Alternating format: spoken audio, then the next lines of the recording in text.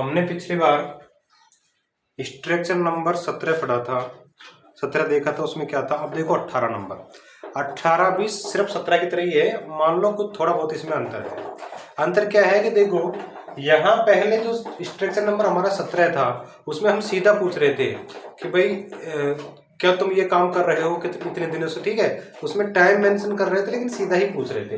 अब इसमें क्या आ जाएगा, एक WH वर्ड, WH वर्ड का मतलब है क्वेश्चन वर्ड, इसमें एक्स्ट्रा जुड़ेगा भाई यहाँ से, ठीक है, WH वर्ड यहाँ पे जुड़ेगा। उसके बाद क्या आ जाएगा, हैव और हैज।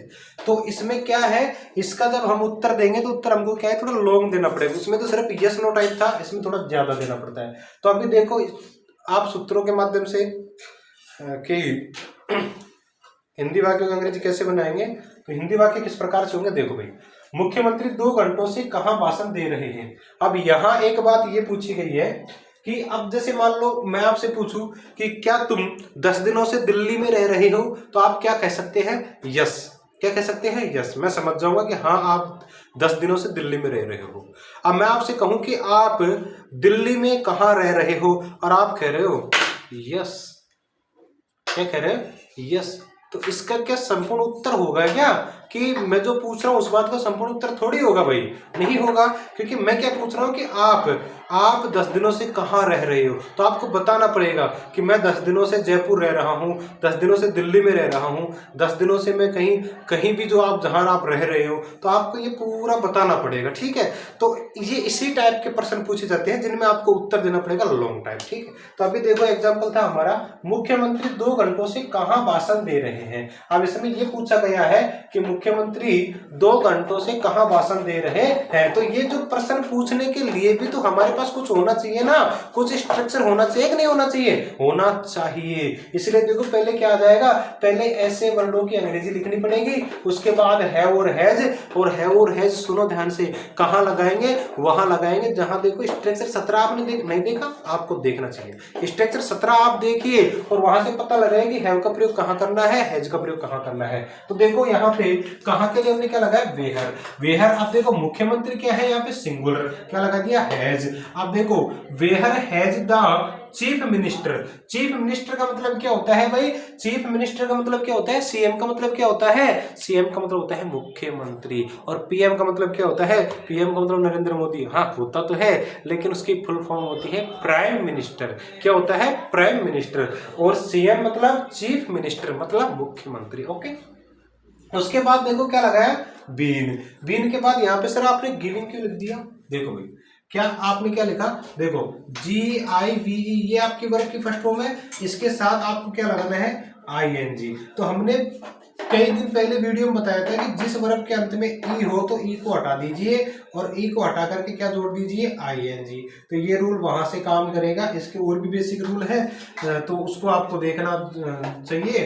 तो यहाँ पे हमने लगा दिया GIVING, गिविंग। ये गिव की कौन सी फॉर्म है भाई, ये गिव की फर्स्ट फॉर्म में ING है। तो देखो भाई, where has the chief minister been giving speech. Speech का मतलब क्या होता है, भाषण देना, ठीक है, स्पीच देना यानी भाषण देना। For 2 hours। अब यहाँ सर फॉर का प्रयोग क्यों किया, फॉर का प्रयोग इसलिए किया क्योंकि पता नहीं था ना कि कौन से 2 घंटे। अब मैं यहाँ से कहूँ कि 10 बजे से भाषण, मुख्यमंत्री 10 बजे से कहाँ भाषण दे रहे हैं, तो यहाँ पे फिर क्या आ जाएगा, सिंस आ जाएगा, सिंस 10 o'clock, ठीक है। तो 10 बजे से निश्चित समय है तो सिंस का प्रयोग, और समय निश्चित नहीं है तो फिर किसका प्रयोग करोगे आप, फिर आप प्रयोग करोगे फॉर का। अब देखो भाई नेक्स्ट एग्जांपल हम देखते हैं, नेक्स्ट एग्जांपल की हम अंग्रेजी बनाते हैं। तो नेक्स्ट एग्जांपल आप देखिए, इसी प्रकार से ये आपका दूसरा वाक्य है। देखो, तुम सोमवार से किस जगह पर, तुम सोमवार से किस जगह पर काम कर रहे हो, तुम सोमवार से किस जगह पर काम कर रहे हो।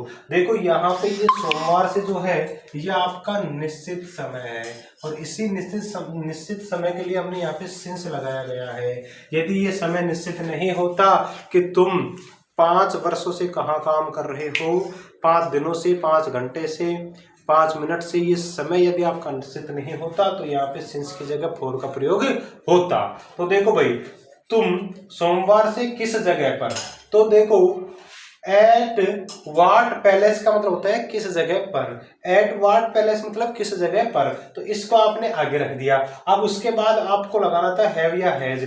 अब यहाँ पे तुम आ रहा है तो आपने लगा दिया हैव, सब्जेक्ट की जगह लगा दिया यू, उसके बाद बीन, वर्ब की फर्स्ट फॉर्म में क्या लगाया आईएनजी वर्किंग, ठीक है। फिर क्या आ गया भाई सिंस, सिंस क्यों लगाया सोमवार की वजह से, और फिर उसके बाद में क्या आ गया मंडे। तो पूरा क्या बना at what palace, at what palace have you been working since Monday, at what palace, at what palace have you been working since Monday. तुम सोमवार से किस जगह पर काम कर रहे हो, तुम सोमवार से किस जगह पर काम कर रहे हो। At what palace have you been working since Monday, at what palace have you been working since Monday. तुम सोमवार से किस जगह पर काम कर रहे हो। तो अब आपके समझ में आ गया कि इस प्रकार के वाक्यों की अंग्रेजी कैसे आपको बनानी है। तो वीडियो को आप कंटिन्यू देखते रहिए, वीडियो आपको समय पर मिलती रहेगी। वीडियो को आगे भी आप शेयर करो, चैनल को सब्सक्राइब करो। धन्यवाद।